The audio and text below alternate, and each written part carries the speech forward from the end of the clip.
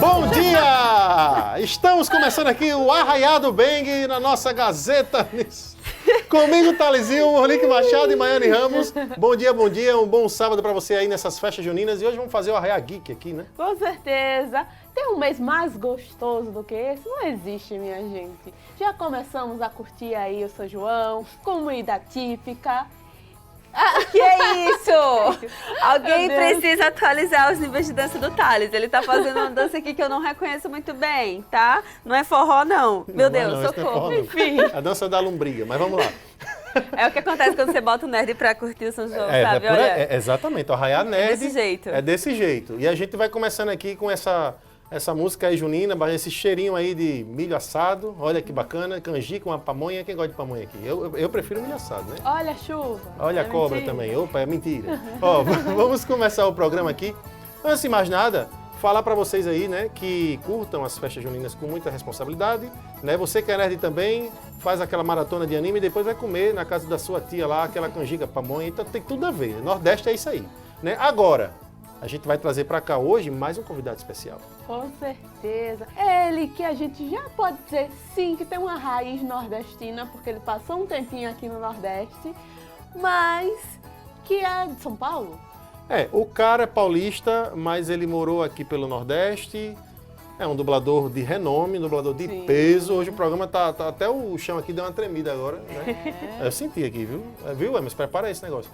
E não é isso, Mãe? O cara é de peso, dublador de peso, né? Cara de peso, cuidado que, assim, perigo do Thales se emocionar durante o programa, durante vários momentos, né? Pra quem acompanha o canal de longa data, já viu, porque ele já é figurinha carimbada aqui no canal também. Ele já deu entrevista pra gente lá no YouTube e a gente trouxe ele aqui também pra TV, porque o cara é bom. O cara é fera. E a gente vai trazendo o segundo bloco. Mas antes do segundo bloco, meninas, vamos no primeiro bloco aqui trazer a nossa estreia nos cinemas essa semana, porque essa semana o cinema tá estreando com um filme de terror, que eu tava sentindo falta de falar de filme de terror aqui, hein? Eu tava sentindo falta. Eu queria, primeiramente, que Maiane falasse um pouquinho sobre a experiência dela com filmes de apocalipse zumbi, que ela é uma pessoa que ama filmes de zumbis, né? Então você fala pra essa câmera aqui, por favor. Então, quando a gente tava vendo, eu fui lá, né? Vamos falar sobre a estreia da semana, que eu disse, filme de terror, que eu abri e fiz, não. Gente, eu não gosto de filme de zumbi. Eu não gosto porque é sempre a mesma coisa. É sempre o povo andando assim, aí vai lá e mata os caras. Faça o quê? Planta bananeira? O que é que você quer? Sei lá, tipo... Não, pô, mas apocalipse zumbi é sobre isso. É sobre você sobreviver. Como é que ele anda? Assim. Você nunca assistiu um filme do Snyder? O Snyder é um zumbi atleta. O zumbi corre, tá? Engraçado, né? Porque quando é super-herói, ele vai lá e bota slow motion e tudo. Claro. Mas no zumbi não, ele inverte as coisas. Da vida. O cara vivo anda lento e o zumbi que tá morto anda correndo, né?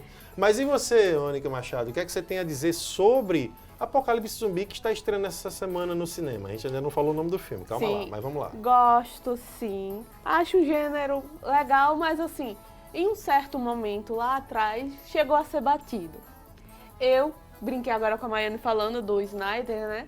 Porque foi a minha primeira experiência com o filme, né? Madrugada dos Mortos. De Madrugada dos Mortos. E pra mim foi assim, um filme que marcou bastante sobre o gênero. É bom, foi um bom filme. Eu assisti, vale lembrar que eu assisti o remake, né? Sim, que foi uma grande homenagem ao clássico de Jorge Romero. Jorge Romero. Pra quem não sabe, corta aqui pra gente agora. Jorge Romero é o pai do Apocalipse Zumbi. Sim. Para a alegria de Maiane Ramos. Ele foi o cara que criou, antigamente existia, Maiane, negócio de filme de mortos-vivos, mas era um só que levantava reanimado. Aquela questão das hordas, aquelas coisas, mordeu, você é infectado, vai tendo uma febre, morre e acorda de novo feito zumbi. Isso aí quem criou foi Jorge Romero. O único zumbi que eu gosto é do trailer do filme, do clipe do Michael Jackson, do thriller. Mas aqueles zumbis são dançantes. Maravilhoso, inclusive. Zumbi dançante faz um... E eu sou a lenda, mas eu não gosto de zumbi, eu sou a lenda não é zumbi, velho, são vampiros. Pra mim são vampiros. É tudo zumbi. Não é sabe? não. Não vamos entrar nessa de novo. Eu estou empolgado pro filme porque eu gosto, eu sou fã de Resident Evil, gente, então foi mal. Eu sou muito fã de Jorge Romero também. É a continuação de um clássico, né? É a continuação de um clássico, né? O nome veio como Extermínio, mas lá fora o primeiro filme era 28 dias depois, que ele fala sobre 28 dias após a primeira infecção, o primeiro infectado. Então, aí o cara acorda 28 dias depois sozinho no hospital e aí o cara já tá o mundo tudo virado pelo avesso. E é isso, sabe? E é sobre isso. E a gente vai falar agora sobre Extermínio. Extermínio 3. né? Tem um nome específico agora, Extermínio, eles colocaram A Revolução. A Revolução, ok, É, vamos A lá, Revolução. subtítulo. Extermínio, A Evolução, né? Mas a galera tá chamando de Extermínio 3 porque é uma continuação direta, né? Tá no ponto, Van Damme, o trailer? No ponto. Então, confira aí.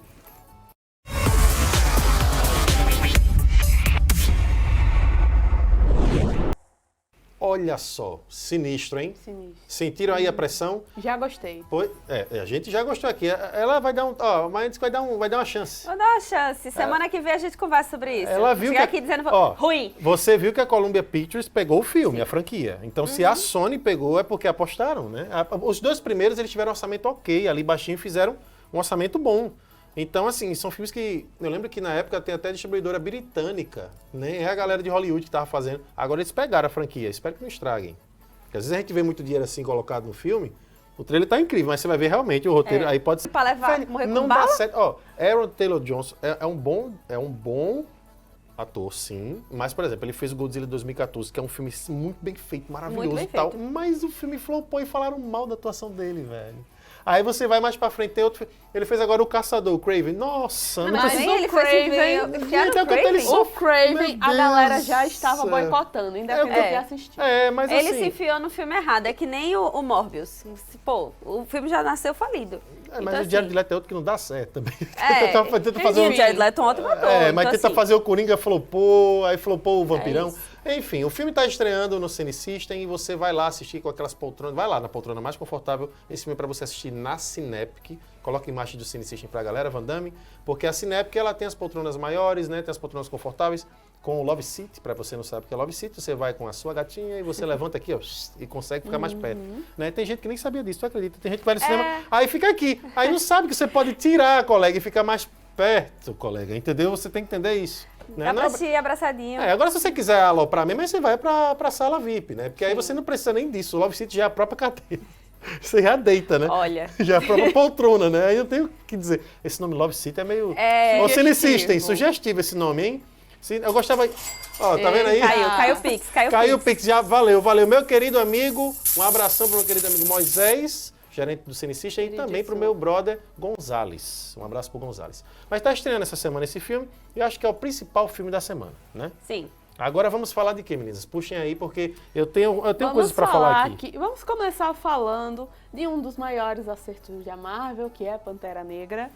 E o possível terceiro filme, porque como a gente bem sabe, o primeiro foi um sucesso absurdo, Oscar, lindo, maravilhoso, aí veio o segundo, que a gente tinha ali os planos da própria Marvel, mas infelizmente, o que não tem como contar de forma nenhuma, teve a morte do Chadwick nesse meio tempo, e aí eles tiveram que formatar tudo de novo.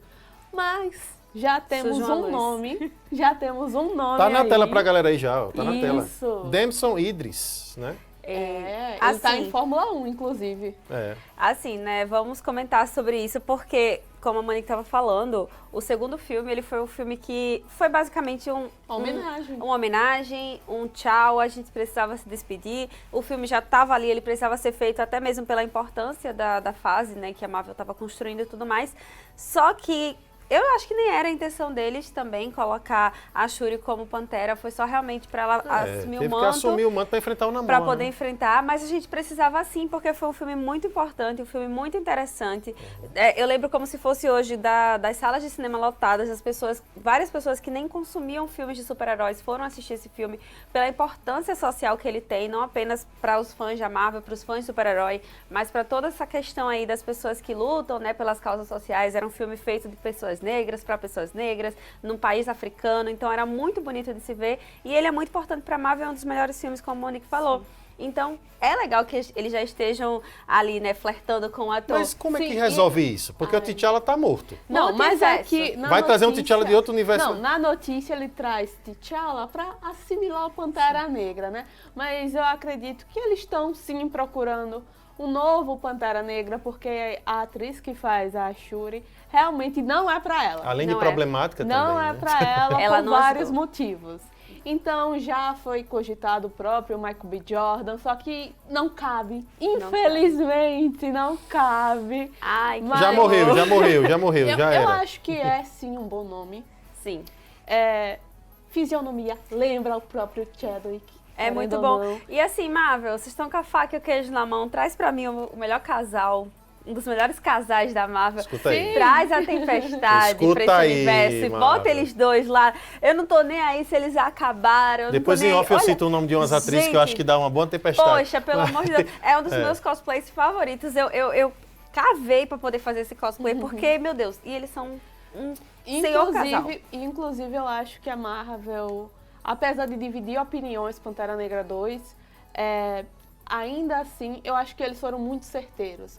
Porque ele deu uma despedida pra gente. Sim. Ele não vai só apenas trocar um ator, mas pelo peso e a relevância que teve, eles deram ali um adeus pra agora a gente renovar. Gente, foi o primeiro filme da Marvel da vida que eu chorei nos créditos, iniciando na cena de abertura, gente. Foi emocionante. Verdade. Mas ó, agora tem mais uma notícia pra vocês aqui, em primeira mão, para os games de plantão.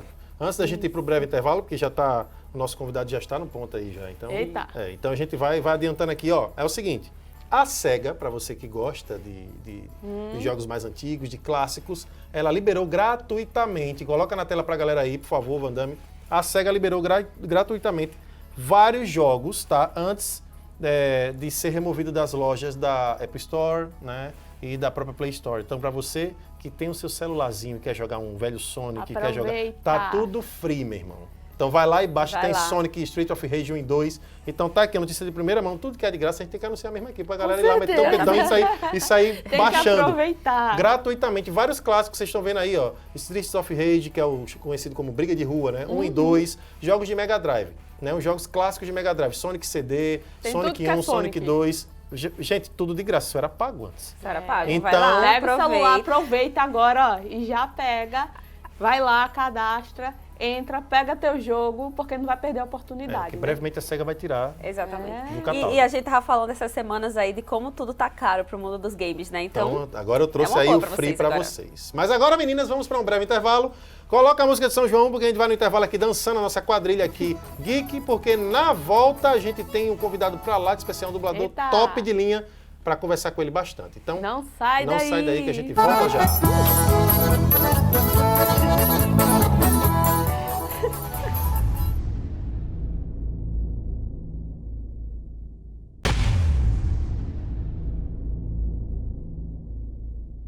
E aí, pessoas, tudo bem com vocês? Olha só, estamos aqui no nosso clima junino, no canal Bang, é o nosso Arraiá Nerd, não é isso, meninas? É isso aí, pra quem acha que nerd não dança, não gosta de forró, não gosta de festa, olha aí, a gente aqui de xadrez, comida lacinho. Exatamente. Mas agora esse bloco especial do canal aqui, a gente vai trazer sempre, a gente traz pessoas ilustres, né? Pessoas interessantíssimas, importantes para o cenário nerd, para o cenário brasileiro. A gente vai falar aqui de um dublador, né, que eu sou muito fã. Né? Eu tenho tatuado aqui o personagem que ele faz. Né? Daqui a pouquinho a gente fala sobre isso. Mas vamos trazer o cara na tela aqui? Claro. Bora. Então vamos aplaudir aqui o nosso querido Leonardo Camilo. Aê, tudo bom? Tudo ótimo. Pode me considerar aqui o titio nerd, então, aqui o Leonardo Camilo, titio nerd. Tamo junto, cara, tamo junto. E aí, você tá bem? Como é que tá as coisas aí? Tudo bem, graças a Deus, tudo perfeito.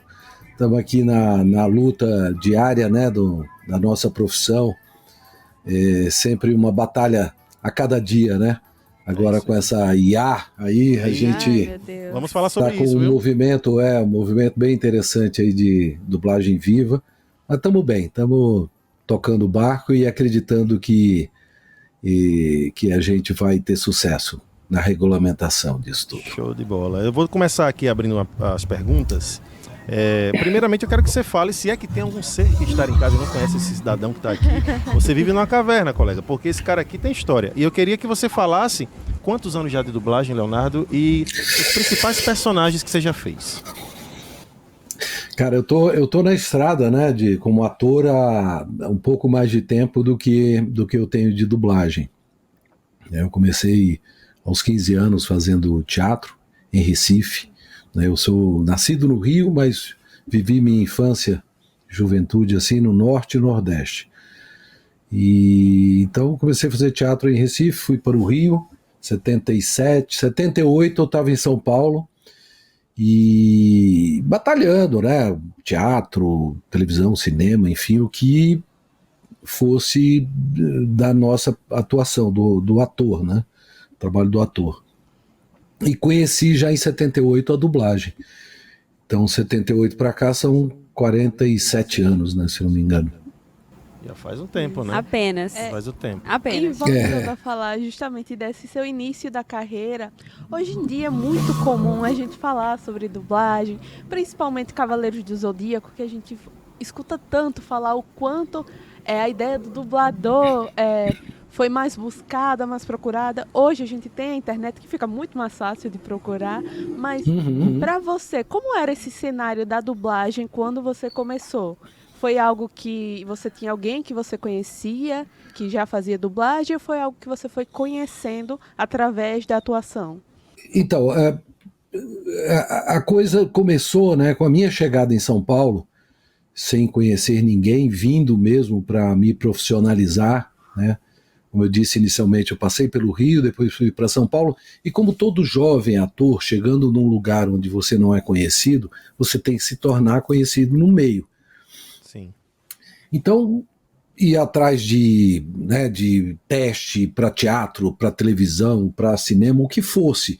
E um belo dia, um cara que estava comigo, batalhando junto comigo, a gente se tornou amigo, ele falou, olha, tá tendo uma escolinha na BKS, que é a antiga IC, tinha a IC São Paulo, que era muito famosa, depois virou BKS, que tem até hoje.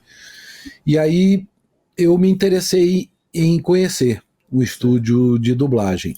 Eu não fazia ideia de como era e nem do que eu encontraria lá.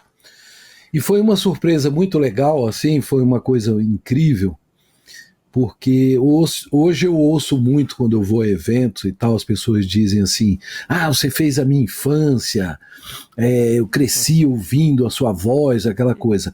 E eu tinha esses, né, desenhos que eu assistia, séries na TV que eu assistia na minha época de criança, de garoto, de jovem, que eu, quando entrei no estúdio, eu ouvi aquelas pessoas, entende? Então eu tive essa mesma sensação, assim, de estar ouvindo a voz daquelas pessoas que eu nunca imaginei que tinha um cara, que tinham, né? Até porque naquele tempo nem se pensava nisso, era uma coisa meio que natural, assim, você ouvia, mas você não sabia de onde vinha, onde era feito, como era feito, quem fazia. E isso é muito mais para cá. E isso também já foi uma coisa que me agradou bastante. E outra coisa foi o desafio, né? E uma coisa muito próxima do cinema, que a gente fazia numa sala, literalmente uma sala de cinema, com projeção assim na tela.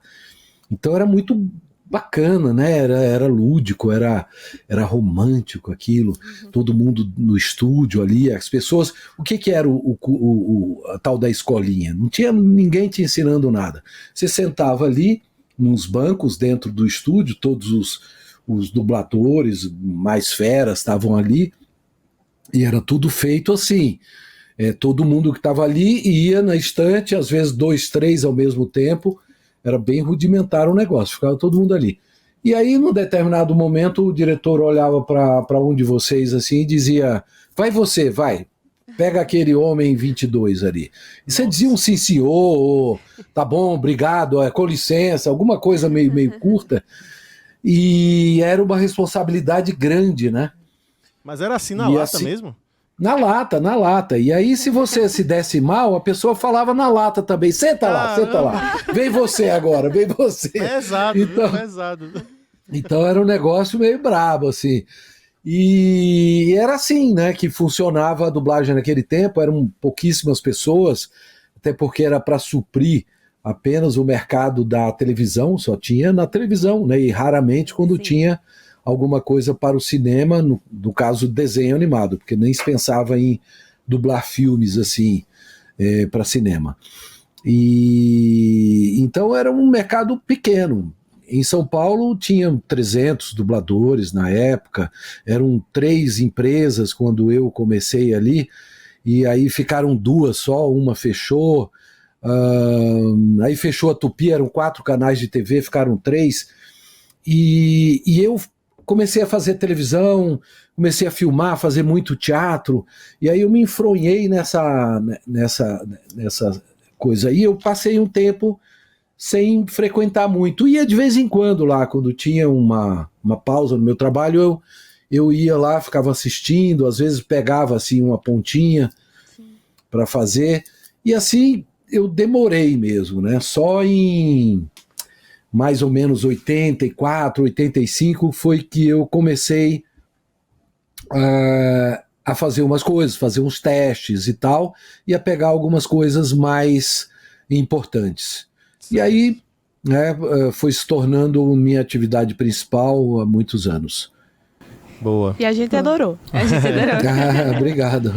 Você falou aí que você tem 47 anos de carreira, né, e tudo mais. E aí fala pra gente, não sei se você tem um grande desafio, mas quais foram os maiores desafios que você encontrou durante esse tempo? Seja vocal, emocional, durante esse período que você trabalhou com a dublagem, trabalhou atuando, qual foi o personagem, o momento, o evento, o filme, seja lá o que for que você disse, nossa, isso aqui realmente foi difícil, mas eu fui lá, eu fiz, eu entreguei, que você considera?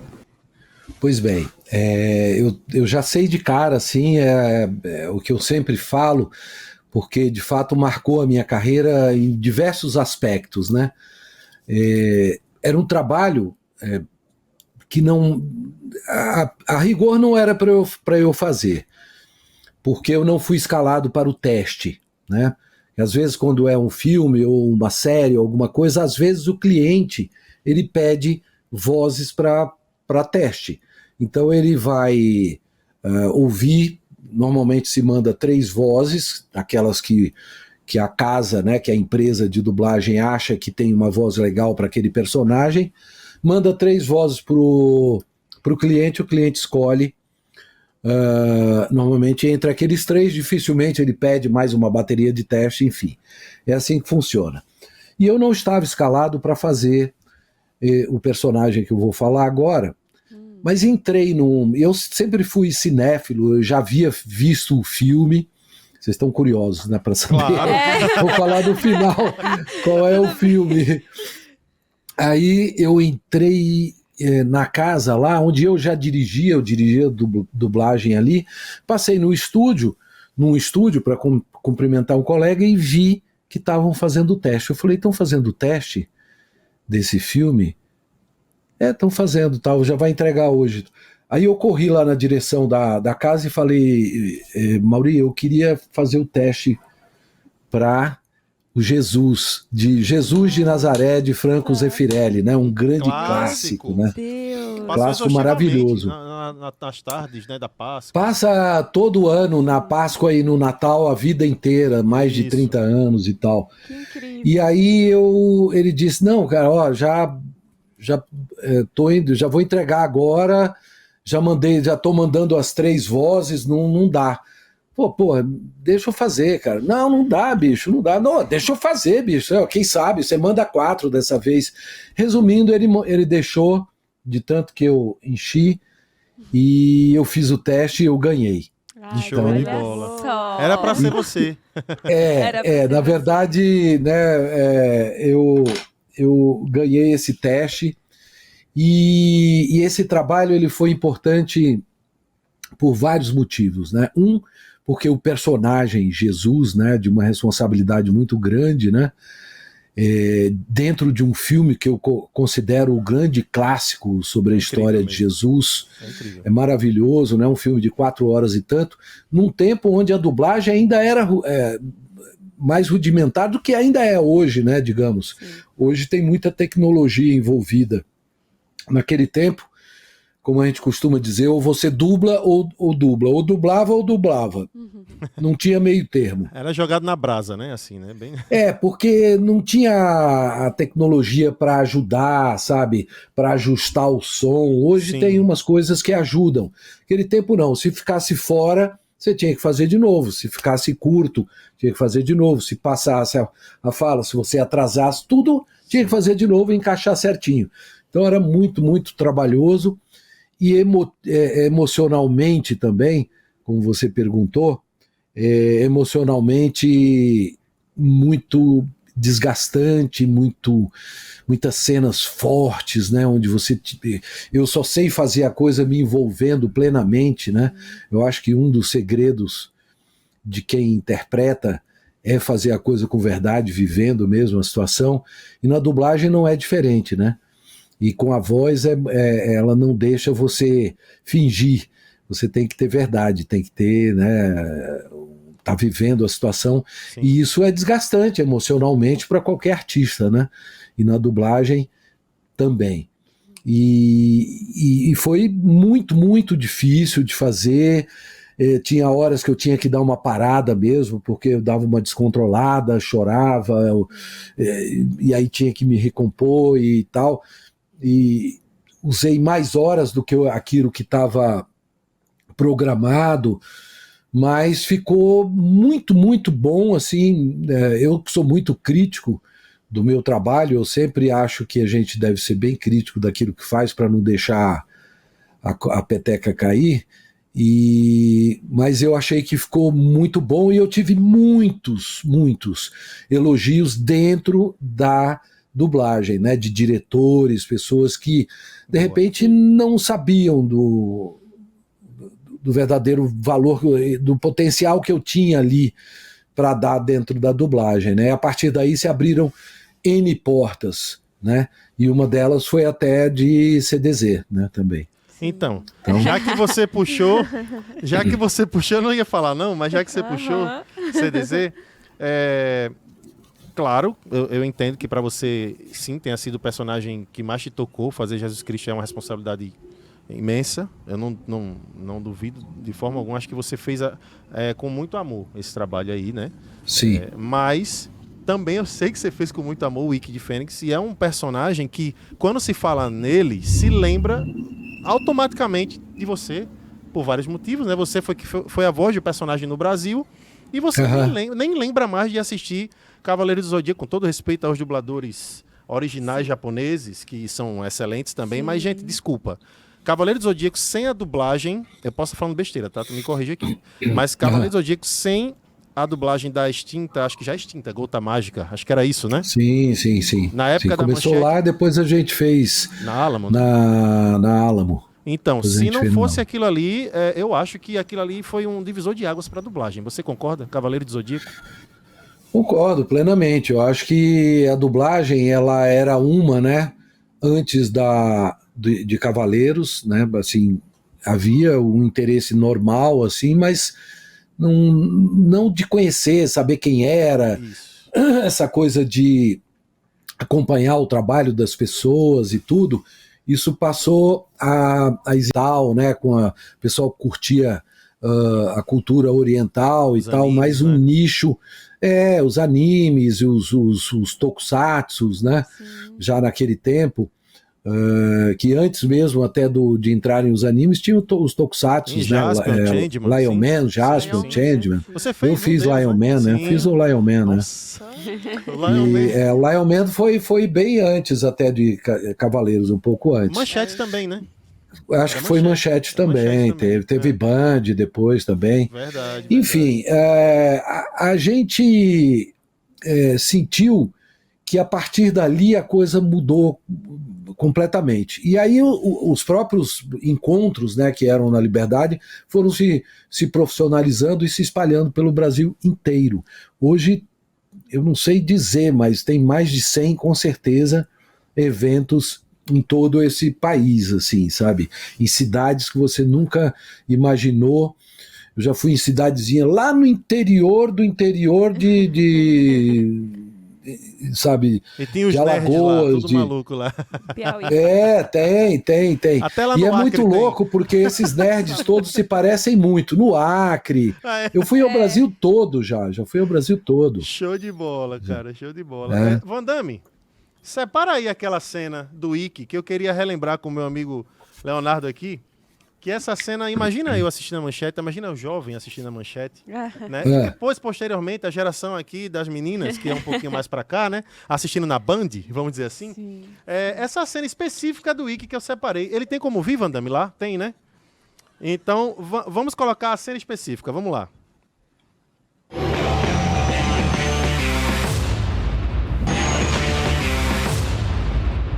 de bola, show de bola. Legal. Cara, são os pobres diabos. Quando o Wiki falou isso, São os pobres diabos. Né? lembre da minha vibração na época. Nossa, é o cavaleiro mais forte, é o meu preferido. Não tem nem o que, tem nem o que discutir. Ele sabe chegar com estilo. É verdade. Mas assim, pra dublar o Wiki, você projeta a sua voz diferente, né? Eu já percebi isso.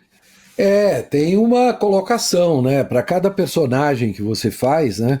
Você vai criar um jeito de falar, uma voz, né? O mestre Shifu é uma coisa, o Barney de Barney e seus amigos é uma outra coisa completamente diferente, o Bagheera de Mowgli, né?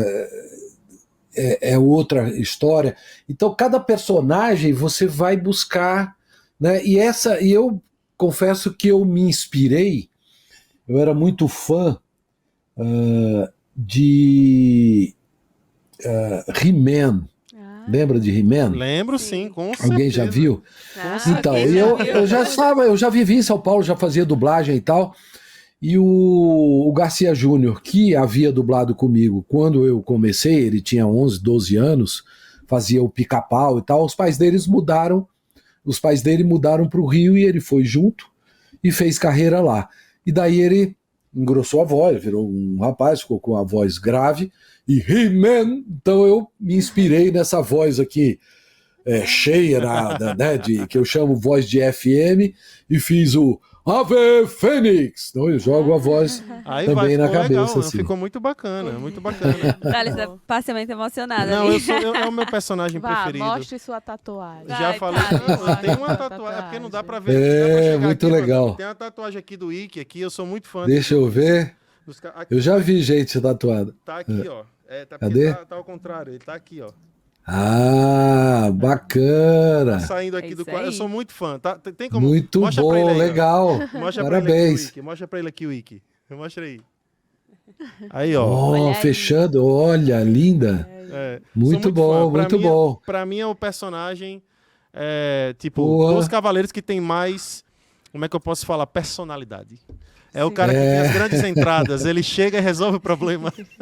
É verdade, é verdade. Sua voz ficou incrível. E não só Cavaleiros, você dublou outros personagens que a gente vai falar aqui também, né, meninas? Vocês querem puxar algum dos outros aqui? A gente tem o Mestre Shifu, a gente tá falando de animação, né?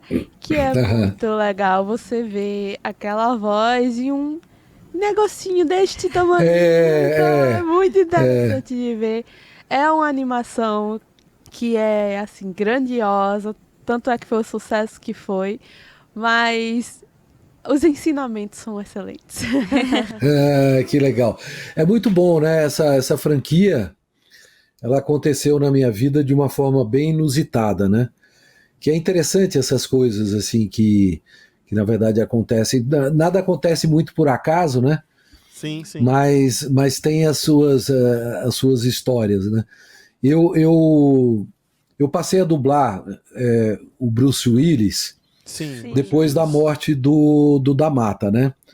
O Newton Da Mata era o nome, né? Era a voz do Bruce Willis, assim, onde talvez fosse a única unanimidade na dublagem. Se tivesse uma dublagem em São Paulo do Bruce Willis, um filme com o Bruce Willis, o Da Mata vinha do Rio de Janeiro, onde ele morava, para fazer.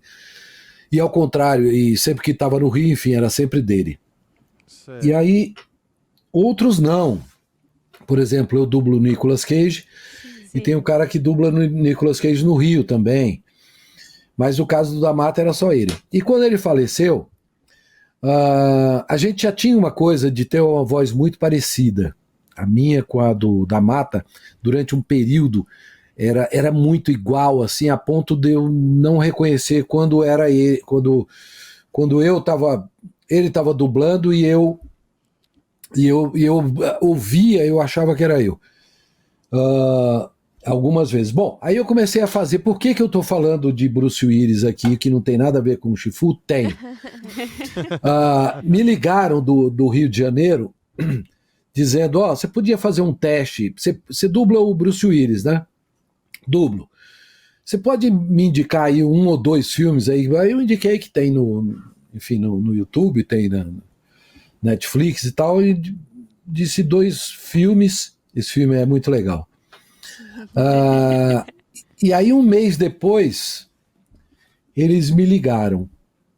Ó, você pode fazer um teste pra gente e tal, da mesma casa, né, que tinha me ligado lá do Rio. O que eu deduzi? É um teste para fazer um filme do Bruce Willis, correto? Bom, fui, não me avisaram nada, não falaram o que eu ia fazer, o teste do quê. Cheguei lá, era um desenho animado que eu nunca havia visto, que é o Kung Fu Panda, mas não tinha sido lançado ainda.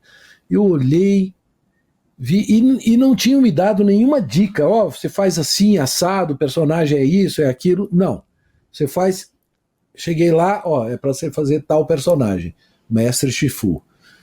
Eu olhei, me inspirei aí na voz original, sem saber de quem era o ator que dublava lá nos Estados Unidos. E fui naquela linha de interpretação. Resumindo, eu ganhei, fui para o Rio de Janeiro, e aí encucado com aquilo, porque eu fui o único paulista, né, a ir para o Rio de Janeiro dublar esse desenho, sendo que a dublagem de desenho do Rio de Janeiro eu acho maravilhosa, tem grandes atores da dublagem de desenhos animados, não só de desenhos, mas enfim, tranquilamente teria um Shifu lá no Rio. E aí, bom, no final do trabalho eu perguntei, vem cá, mas por que eu, um dublador de São Paulo, que nunca vim dublar aqui no Rio de Janeiro, tinha ido acho que uma vez fazer alguma coisa, eu não lembro, mas não costumo vir e tal, e fui o único chamado para fazer, sendo que aqui tem grandes e tal. Falou, não, é que o da Mata era o dublador oficial do Dustin Hoffman, que é a voz oficial do Mestre Shifu lá nos Estados Unidos. Dustin Hoffman, um grande ator, ganhador de Oscar, hoje já é bem velhinho e tal, mas foi o cara que na minha vida, eu como cinéfilo, ele que me inspirou a ser ator. Eu queria ser o Dustin Hoffman de qualquer jeito, entendeu? E aí ele que, sabe, é ali que foi que eu comecei a pensar nisso e tudo. Interessante. E aí, por vias tortas, né, eu acabei fazendo o Mestre Shifu por conta disso, porque eu tinha a voz muito parecida com a do da Mata, que era o dublador oficial do Mestre Shifu. Exatamente. Deixa eu te fazer uma pergunta. As histórias. Uma pergunta, porque assim, a gente roda. A sua voz, eu acho que dos personagens que você dubla, a sua voz é a voz do Nicolas Cage. Você não muda a entonação, certo? Então, eu queria saber como é dublar o Nicolas Cage, que é um cara totalmente controverso, que já fez ação, já fez ou comédia, faz filme muito bom, romance, ou faz filme muito questionável, né? Então, como é isso? Não, e outra coisa, aproveita o gancho e conta aquela história sua do Nicolas Cage no cinema lá, com a sua namorada lá, que você falou. Tá bom, tá. Então, a primeira coisa que eu acho legal, assim, de dublar o Nicolas Cage, é que eu, como profissional de dublagem, eu vivo das minhas escalas, certo? Sim. Dos trabalhos que eles me chamam para fazer. Eu sou um prestador de serviço, não trabalho para ninguém, assim, eu presto serviço para a galera. Então, o Nicolas Cage é o cara que mais filma nos Estados Unidos, disparado. É o cara que eu acho que a carreira dele é gigantesca, assim, de filmes. Então, isso é muito bom para mim, né? Eu dublo ele desde lá de Cidade dos Anjos, muitos anos. Ele jovenzinho e eu também, né? Então eu comecei a dublar e venho dublando ele a vida inteira. E o mais legal disso tudo, quando você falou assim, é a minha voz, de fato é a minha voz, mas a gente vai adaptando ao personagem, né? Sim. Quando diz assim, você dubla o Nicolas Cage, faz a voz dele aí pra mim. Eu digo, mas qual personagem você quer? É isso. Porque não para Cidade dos Anjos é uma coisa, para o Senhor das Armas, né, aquele mercenário, é outra coisa. É outra pegada. Para Kick-Ass é outra, e assim por diante. Então tem muitos e muitos personagens, e ele é um ótimo ator, apesar de que, como o Thales falou, ele tem muita porcaria também. Mas verdade. Faz muito filme assim, porque eu acho que ele gosta de filmar, sei lá. Ele tá o tempo todo filmando. Pra mim é ótimo, porque paga igual, viu? Com certeza. O filme, desde Long Legs. Vocês viram Long Legs, não? Vimos sim. Então, pesado, aquele filme viu? foi pesado. Você dublou terrível Jesus e Cristo. muito difícil de fazer. Você dublou Jesus Cristo e Muito desceu ao inferno pra dublar aquele Fui filme. pro inferno. Meu E Deus. pra dar aquelas cantorias, aqueles gritos dele, muito Sim, difícil, muito sim, difícil. sim. Mas conta a Muito história da difícil. tua namorada lá. Ah, tá. Então aí essa coisa das pessoas reconhecerem voz, tem uma coisa interessante. Por exemplo, quem está assistindo a gente hoje, na manhã do sábado, né, vai ouvir a minha voz, saber que eu sou um dublador, que eu sou dublador desse ou daquele ator, no caso que a gente está falando aqui do Nicolas Cage. Aí tudo vai aproximando, aí você fica lembrando dos filmes do Nicolas Cage que você vê, aí você diz, é ele mesmo e tal. Mas e se não se está falando de dublagem, de nada absolutamente relativo à dublagem, você simplesmente abre a boca e alguém reconhece o personagem que você faz. E isso acontece muitas vezes, tem gente que tem um ouvido impressionante. Sim. E eu estava exatamente na pré-estreia de um filme, que não tinha nada a ver também com o Nicolas Cage, era um outro filme, eu estava lá na pré-estreia, estava já na fila, no saguão, né, um saguão lotado de gente, que era para convidados, e já tinha uma filazinha para entrar na sala de exibição. Estava todo mundo naquele saguão, ali na pipoca, aquele negócio. Aí a minha namorada falou assim, pega lá um Guaraná, uma pipoca pra gente e tal. Eu falei, tá. Aí ela ficou na fila e eu fui, mas uma loucura de gente, lotado, então tinha muita gente no balcão, assim, bastante gente. E eu fiquei meio atrás, assim, esperando uma hora de eu conseguir entrar e ir mais para perto do balcão, mas o rapaz estava servindo, que estava lá no balcão, ele muito esperto, ele atendia aqui, atendia ali, de repente ele olhou para mim e falou, e o senhor aí? Eu estava meio longe dele, resolvi dar uma projetada na voz. Falei, 2 pipocas e 2 guaranás. Ele fez assim, momentinho aí, Nicolas Cage, que eu já volto. Aí saiu. Legal, o cara manja, né? Então o cara matou na hora, de longe, assim, no meio de uma multidão, né? E obviamente que um monte de gente olhou para trás para saber se era o Nicolas Cage mesmo falando em português, né? Imagina. Show de bola, né, Maiane? Quer mais uma pergunta para ele aí? Não, pior que ele acabou falando, eu ia perguntar justamente isso, assim, quais seriam as maiores diferenças entre você dublar um personagem em si e um ator? Mas ele acabou falando quando ele falou sobre o Nicolas Cage, que ele disse assim, beleza, eu dublo um ator, mas cada personagem ele tem uma entonação diferente, ele tem uma personalidade diferente e tudo mais. Exatamente. Mas puxando pro Nicolas, já que a gente tava falando dele. Todo mundo ama o Nicolas Cage aqui, viu? A gente ama o Nicolas Cage. Qual personagem dele você disse assim, poxa, esse aqui... Não vamos falar do que você já disse. O Long Legs não, pelo amor de Deus. Com exceção dele. Qual personagem do Nicolas você disse assim, nossa, esse aqui valeu muito a pena dublar, foi muito interessante a experiência, foi muito desafiadora. Qual deles você gostou mais? Eu particularmente, eu gosto muito, até porque eu já tinha assistido a versão alemã do Cidade dos Anjos, né? Eu gosto muito por ter uma história muito forte, assim, muito bacana. Acho que a interpretação dele também era acho que foi o meu primeiro trabalho dele e tal, mas eu acho que deixa eu ver que ele tá Tem muitos. Nossa, tanta coisa, né, cara? Muitos tanta personagens. coisa. Muita coisa. Eu tô fazendo assim, tá passando 500 aqui. Hã? As Duas Faces com John Travolta. Ele fez aquele filme também, né? Sim. John Travolta. Também. Tem muito filme Presságio. dele. Eu tô lembrando de muito filme bom dele aqui. Tem É porque os ruins a gente esquece. Mas eu tô lembrando Tem um filme que eu não lembro o nome, que ele fez um ex-combatente, um cara de guerra, um cara veterano de guerra, meio louco, assim, na casa dele. acho que ele tinha uma coisa de ficar matando as pessoas, entende? Então ele atraía pessoas para dentro da casa dele e de repente ele matava. Era bem louco, bem noiado o filme, e era bom também, o trabalho dele era bom danado. Mas assim, é muita coisa, né? E ele fez Muita coisa. recente também aquele O Peso do Talento, onde ele interpreta teoricamente ele Então, mesmo, não é?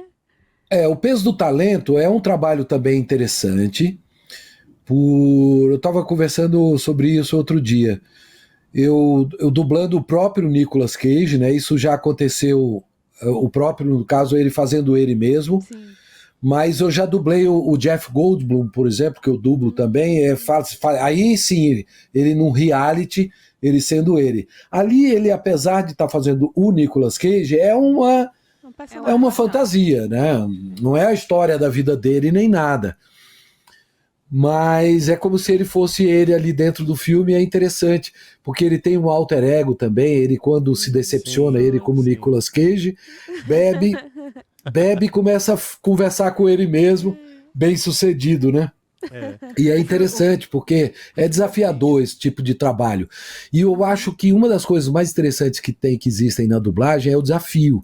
Sim. O desafio de você, o tempo todo, tá fazendo uma coisa diferente. O tempo todo você está sendo desafiado com uma forma de interpretar, com um personagem diferente que vai te exigir uma comédia, um drama, um romance, uma ficção. Então sempre tem coisas muito, muito desafiadoras, onde você descobre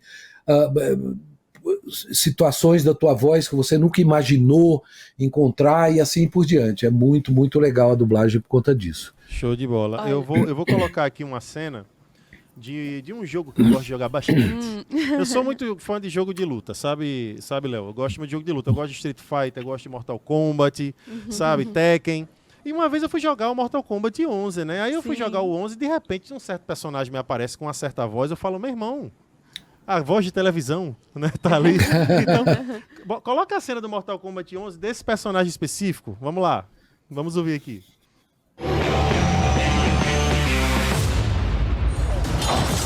Idiota, destruindo seu futuro, irritando Shao Kahn. Você é que não tem futuro, Baraka. Seus Tarkatanians morreram.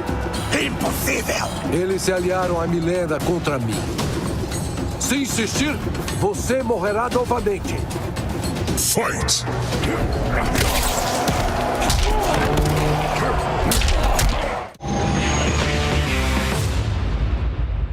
Cara, muito bom. Aí, ó, você vê que a voz, né, faz muito, né? Quando se trata de desenho, no caso aí de um game também, que não deixa de ser um desenho, a voz é a alma, né, o espírito, né? Sim. Tudo do personagem vem da voz, que se a gente tirar é um boneco batendo a boca sem sentimento, né? E eu adoro fazer vilão, viu? Eu adoro fazer vilão. Porque... Caramba, parece que você adivinhou agora. Você gosta de fazer um vilão, né? Eu gosto. Eu acho que eu já fiz muito galã também, né? Já fiz, né, Richard Gere, Pra Sempre ao Seu Lado, não sei o quê, Outono em Nova York, algumas coisas assim. E é muito bacana e tal, mas eu acho que o vilão, ele tem aquela pitada assim de um personagem com uma complexidade um pouco maior, onde dá para você trabalhar um pouco mais a fundo, sabe? Essa coisa da interpretação. Eu acho que você vai para um lado que o galã não explora. Então isso é muito bom para o ator. Eu gosto de fazer por isso. E eu tenho uma curiosidade na parte de games, ainda continuando do Mortal Kombat. Você recebe... não sei se um script, um roteiro, referente ao personagem, como é que ele é. Acho que nos filmes, sim. Você deve receber alguma coisa pra saber como é que é o personagem, não? Ou não? Você só tem que ler, tem que ler o texto e já era. E tem que bolar... tá. É isso. Não, você tem alguma informação, né? Por exemplo, quando você vai a um estúdio, a não ser que seja uma série de desenho ou de filme e tal, que você já faz, você sabe o que é.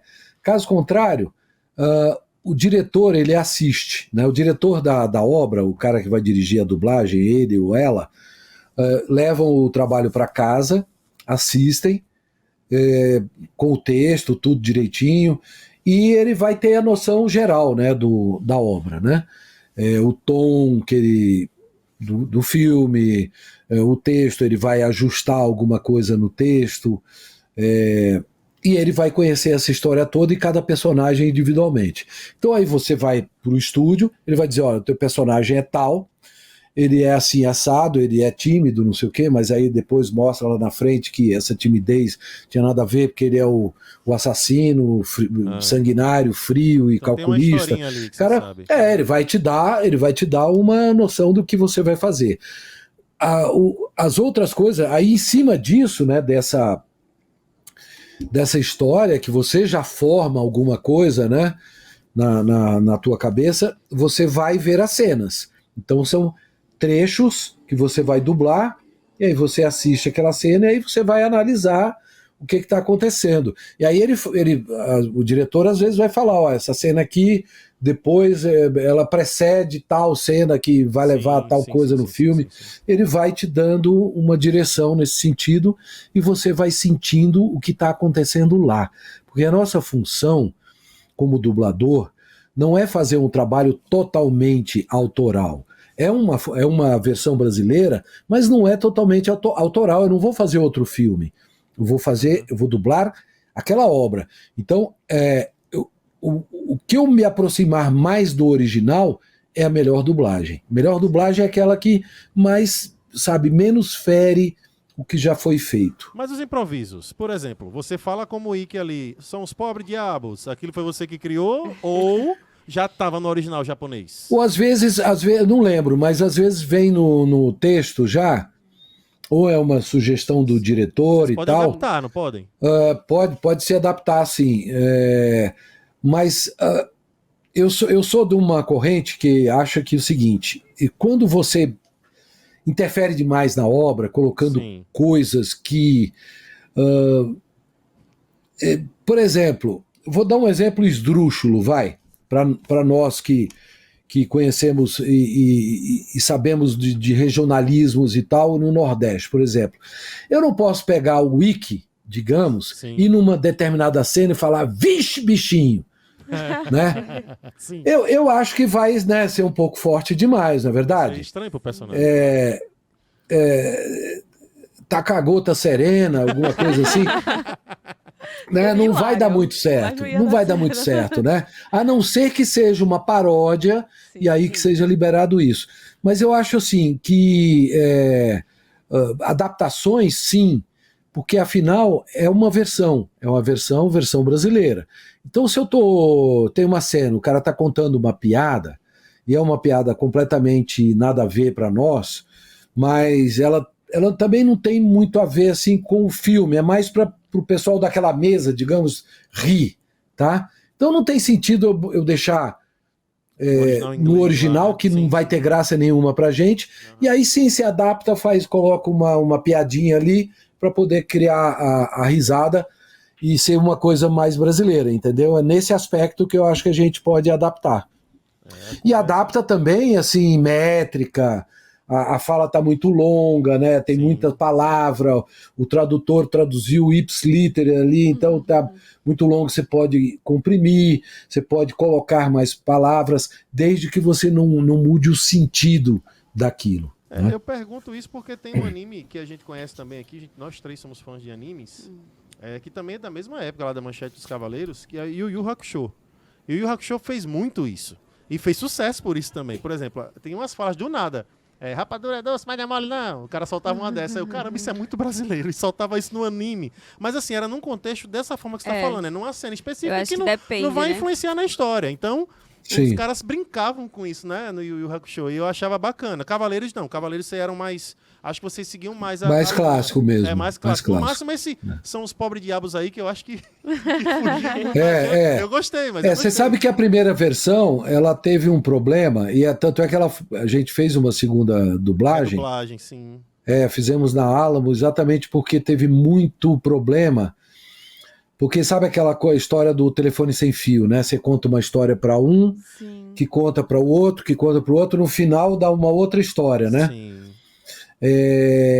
E no caso, nós tínhamos uma dublagem original, era japonês. Estava dublado, acho que de uma versão em inglês foi dublado no México, e a que nós dublamos aqui inicialmente foi dublado pelos mexicanos. Eita. Então já tinha Pegada diferente, né? erros de golpes, erros de nome de personagem. É verdade. A primeira era Espírito Diabólico de Fênix. isso. Esse é um poder que ele Por isso soltava. que Virou golpe fantasma de Fênix, né? foi. Né? Aí Tem a quando ver foi com isso aí. feita a nova, pegaram um tradutor que foi acompanhando toda a dublagem, retraduziram tudo, né? Para chegar mais perto do que era o original da história do mangá e tudo mais. Show. Meninas, a gente tá chegando no fim já, tá? O diretor aqui tá dizendo que por ele fica 2 horas de programa. Ele adorou, ele é muito Mas assim, antes de mais nada, eu queria agradecer, tá? Mais uma vez você tá aqui no Canal Bang, agora na TV, né? Com a gente Agora aqui na na Gazeta TV. News. E Que maravilha! agradecer pelo seu trabalho, falar que eu sou muito fã do seu trabalho, acho que as meninas também. Somos. Sim, com Né? certeza. Também. E antes de encerrar, o diretor falou O que diretor também viu? falou que é. O diretor falou que é seu fã também. Mas a gente Um vai encerrar abraço. o programa da seguinte forma. Toda vez que vem um dublador aqui, a gente encerra com o dublador encerrando o programa na voz de um personagem que ele faz. Óbvio que eu não vou fazer isso com os nossos amigos que estão em casa querendo. Faz o Ike falar. Tá bom, eu vou fazer o Ike falar, tudo bem. Então você vai mandar um Ave Fênix aí, tá? Você vai mandar um abraço pra galera de Maceió encerrando o programa Bang de hoje, o canal Bang de hoje, na voz do Ike. Né? E muito obrigado mais uma vez, beleza? Pode ser? Manda um tchau Pode, pra galera claro. de Maceió e dá um Ave Fênix. Um né? Ave Fênix Melhor do que aí. o golpe fantasma, né? É melhor. Sim. Galera de Maceió, estamos aqui na Bang, Canal Bang Gazeta News. Um grande abraço para todos e Ave Fênix! Aê! Golpe fantasma de Fênix! Esse é pros malvados. Arrasou. Muito obrigado, cara. E muito aí, obrigado. para finalizar mesmo, eu queria agradecer aí o convite, desejar muito sucesso para vocês, para a galera de Maceió, um grande abraço, adoro o Nordeste. Se me convidarem, estarei aí quantas vezes quiserem para a gente conversar, bater papo aí em eventos. Já estive aí há alguns anos atrás e estou querendo voltar. Opa. E aí, desejo para vocês muita saúde e, como diz o mestre Shifu, paz interior. Paz interior. Pessoal, vão procurar o pergaminho do dragão. E depois vão limpar o castelo de Jade. Agora! Show Muito de bom, bola. muito bom, pessoal. Muito bom, gente. Esse é o bom, grande Leonardo Gamila. A gente tá encerrando aqui o programa. Deixa ficar com a gente aqui ainda, tá? Não vai embora não, pra gente dar um alô, fazer uma foto aqui com você aqui. Então, é Pode isso, ó. deixar, tamo junto. Próximo sábado, 11 horas aqui, mais Canal Bang. E até a próxima semana, galera. Valeu, gente. Tchau. Tchau, Tchau, tchau.